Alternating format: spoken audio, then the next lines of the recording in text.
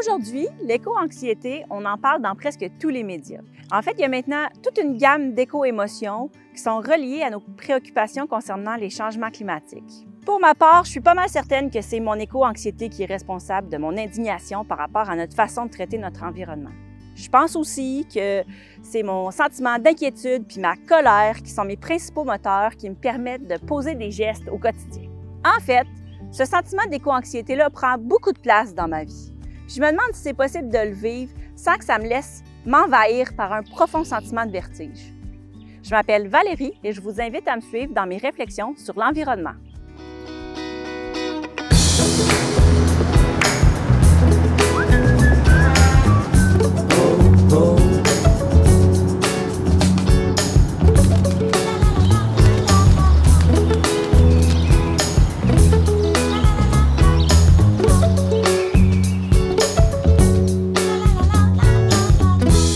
Salut! Aujourd'hui, on va à la rencontre des gens pour parler de leurs inquiétudes par rapport à l'environnement. Est-ce qu'il y a quelque chose qui vous préoccupe plus particulièrement concernant la situation de l'environnement en ce moment? Mon Dieu, le non-respect des terrains. La mutation des virus. Écoutez, la planète se révolte un peu, hein? Pour moi, c'est correct. Pour la relève, c'est une autre chose. L'année passée, j'avoue que c'était difficile à voir les feux de forêt. Je trouve que l'environnement est correct. C'est le monde à l'envers. Puis, c'est ça, les changements climatiques en général.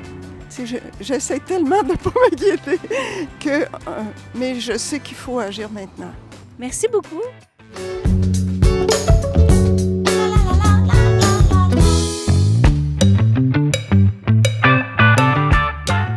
Salut! Aujourd'hui, je rencontre Écomotion parce que j'ai remarqué qu'on est bombardé d'informations qui parfois peuvent être anxiogènes. Et puis Écomotion, il s'intéresse spécifiquement aux éco-émotions, dont l'éco-anxiété. Donc, je rencontre Isabelle pour en parler avec elle. On a rendez-vous sur Zoom. Je vais vérifier si, justement, elle est connectée pour débuter la rencontre. Salut! Bonjour! Ça va bien? Bien, toi? Bien, merci. En fait, je voulais savoir d'abord et avant tout, qu'est-ce que c'est Écomotion? Donc, Écomotion, c'est un collectif de professionnels autant en environnement qu'en psychologie.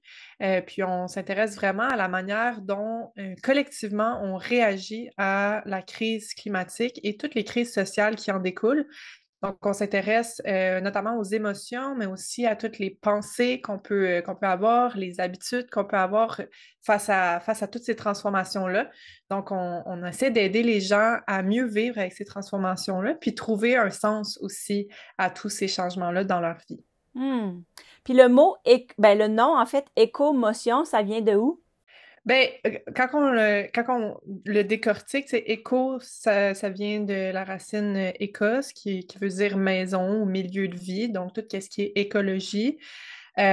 Puis motion, il y a la notion de mouvement. Donc, ce qu'on sait, c'est que les émotions vont nous mettre en mouvement, vont nous donner de l'énergie pour faire des actions.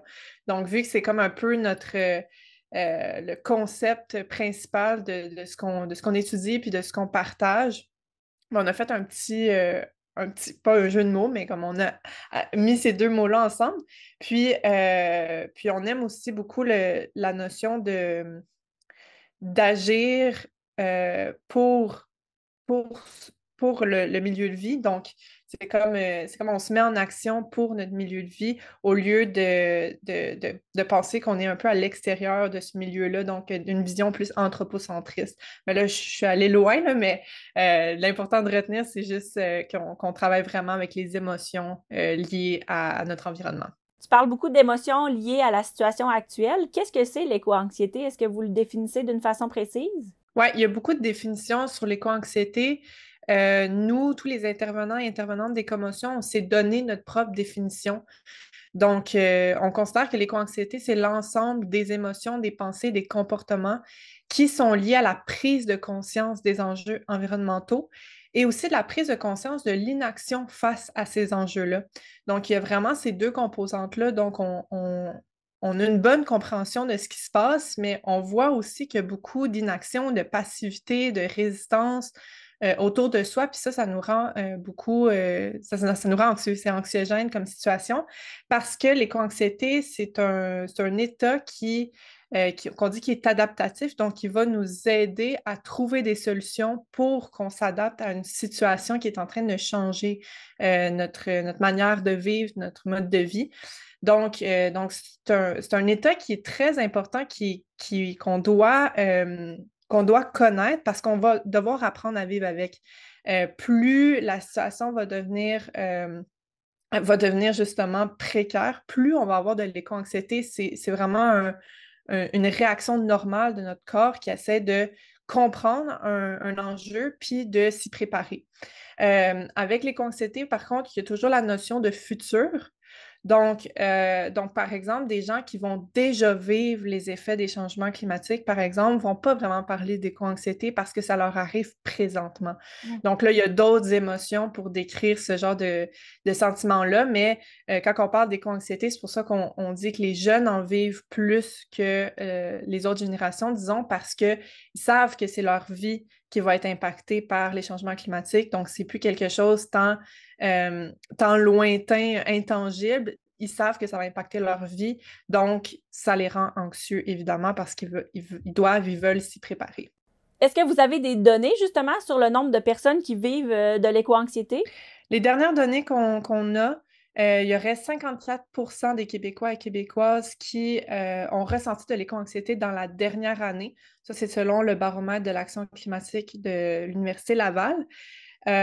Donc voilà, c'est quand même assez préoccupant parce que si on n'a pas les outils pour faire face à ces sentiments-là, ben, on va utiliser plus nos mécanismes de défense et donc ça risque de freiner l'action climatique. Donc c'est important de connaître l'éco-anxiété puis de connaître les solutions, les astuces pour mieux vivre avec, puis l'utiliser en fait pour changer notre mode de vie pour le mieux.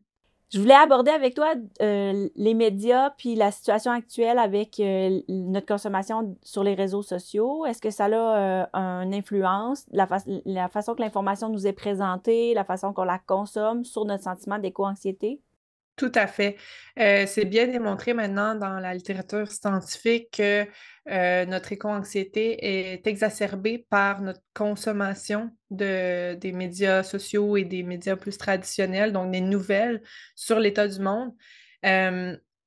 On est surexposé en fait à des mauvaises nouvelles, à des images qui peuvent être vraiment traumatisantes sur l'état du monde.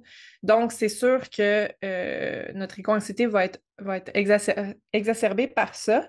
Maintenant, il y a des solutions. Puis d'ailleurs, on a déjà commencé là, à Écomotion à faire des formations plus en communication environnementale. Donc, comment communiquer les enjeux environnementaux d'une manière qui est factuelle, qui est réaliste, mais qui va prendre soin en même temps des émotions que ça va générer. Que ce soit de l'anxiété, que ce soit de la colère, que ce soit de la tristesse, hein, la notion de deuil aussi qui est importante de mentionner. Ben, il y a moyen de communiquer et d'engager les gens au lieu que quand quelqu'un reçoit une communication sur l'environnement qui est souvent négative, on ne va pas se le cacher, ben qu'elle va prendre toute son énergie pour se réguler face à ces émotions-là qui peuvent être vraiment inconfortables, au lieu de chercher des solutions, de s'engager peut-être collectivement ou de même chercher à changer son mode de vie. Donc, il y a vraiment un petit ajustement à faire pour qu'on prenne soin des émotions pour pas que finalement les gens utilisent leurs mécanismes de défense comme l'évitement, comme le déni ou même la paralysie, qui est vraiment, vraiment fréquente de plus en plus malheureusement. Puis est-ce qu'il y a des pistes de solutions en lien avec notre consommation justement des nouvelles, des informations sur les réseaux sociaux, etc.? Oui, c'est sûr que le plus facile, c'est de se mettre une limite, par exemple, de temps de consommation ou d'endroits où est-ce qu'on va consommer l'information. Sinon, on peut aussi aller chercher volontairement de l'information qui va stimuler notre motivation, qui va nous montrer des solutions et cultiver notre espoir plutôt que d'avoir tendance à nous écraser puis alimenter plus notre impuissance. Donc, il y a plein de médias qui se spécialisent en action climatique maintenant. C'est d'aller s'inspirer sur ces médias-là plutôt que de se laisser emporter dans le négatif. Je trouve ça génial, la mission d'écomotion, en fait, parce que pour moi, c'est comme si ça faisait le lien entre cette espèce de sentiment d'impuissance, mais là, maintenant, on va en faire quelque chose, puis ça va nous porter à poser des gestes, puis à aller à l'action. Donc, de mettre un baume sur cette impuissance-là, puis de pouvoir se sentir un peu plus en contrôle de la situation, ou du moins partie prenante, là. Merci beaucoup d'avoir pris le temps de répondre à mes questions.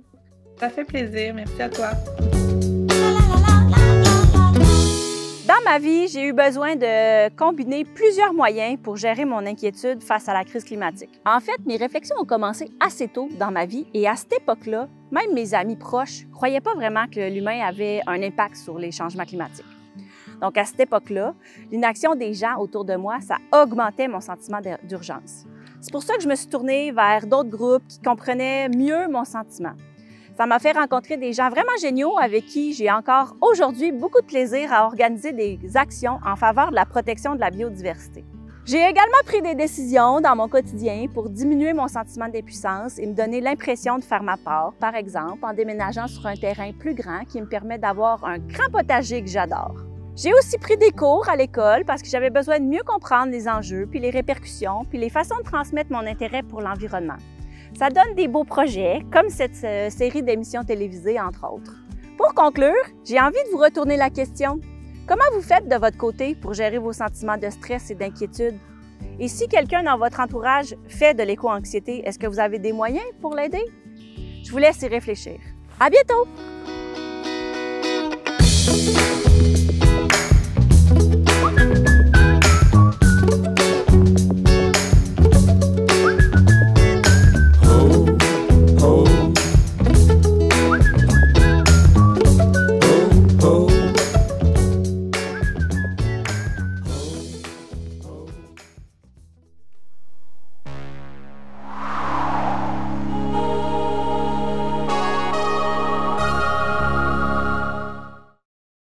Il y a du nouveau à Victo. Voici Vecto, l'appli qui nous transporte. Votre outil de transport facile, rapide et agréable pour aller partout à Victo sans conduire en solo. Tout est là au bout des doigts. Simplifiez vos déplacements, réservez votre transport et visualisez l'heure de votre embarquement. 1, 2, 3, go! Téléchargez Vecto dès maintenant.